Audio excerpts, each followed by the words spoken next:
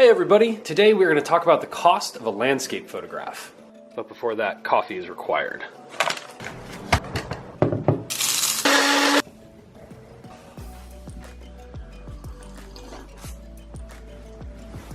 I'm going to take a trip out to Joshua Tree National Park. Along the way, I'm going to keep track of all my expenses. Fuel, food, admission to the park, snacks, and time. I'm also going to keep track of my time. The only thing I want to mention as kind of a caveat is that this is going to be an analysis of the cost of this photograph. I don't have to fly anywhere. I don't have to get a hotel. I don't have to pay for permits for anything. The actual cost of any given photo that you see to the photographer will differ wildly.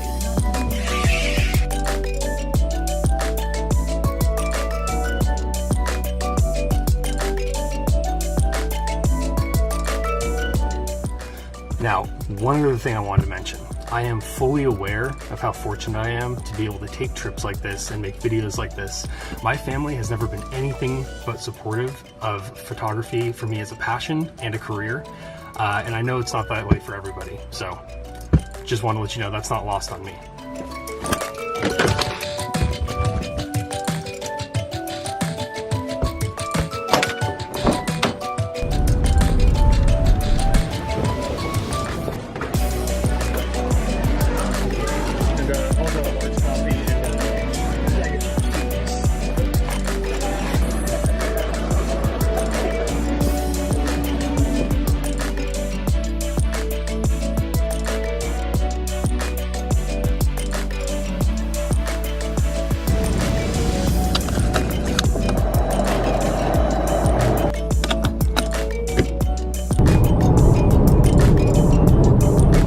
It couldn't be more of a beautiful day today. The sun is shining, the sky is blue, the windmills are turning.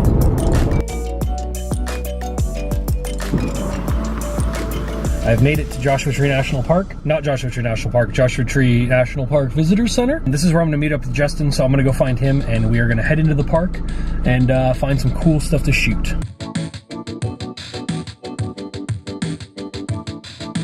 All right. No, I'm good, thank you. Or actually, you know what, I will take that. Thank you.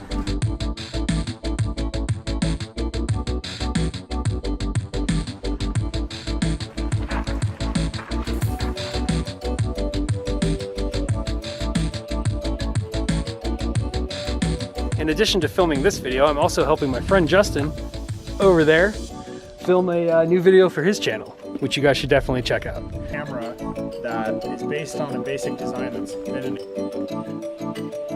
We have spent all day today touring around Joshua Tree National Park, shooting a ton of video, not many photos. We have decided this is it. We're gonna grab our cameras, we're gonna grab our tripods, we're gonna get everything, we're gonna hit the trail, go find a composition to shoot, and not come back until we find one. Now here comes crunch time. The sun is setting here. Justin and I are both kind of scrambling to find a composition.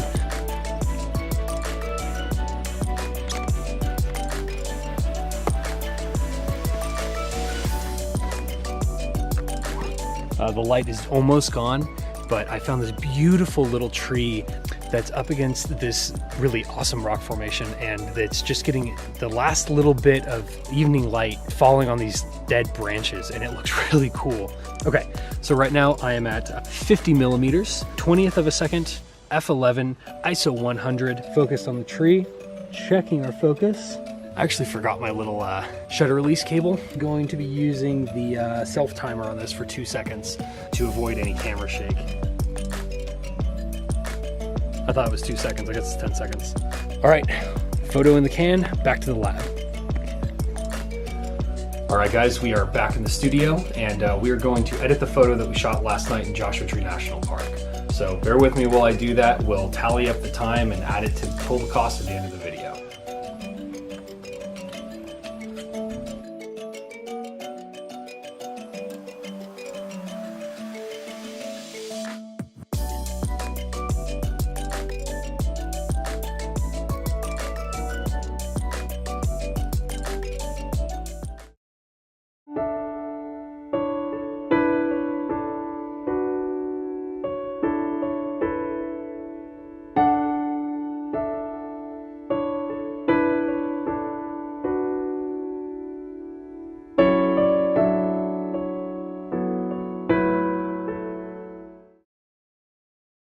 And the grand total is, and like I said, this is just this photograph, and for all intents and purposes, this was a pretty short, pretty easy trip. This is fairly local for me. It only took me a couple of hours to drive out there. So, you know, take it with a grain of salt. Every photo will differ wildly, not just the effort involved in making it, but all the years behind that photographer's ability to see a composition and capture it in a way that's compelling to a viewer. You know, that's something that's hard to put a price tag on.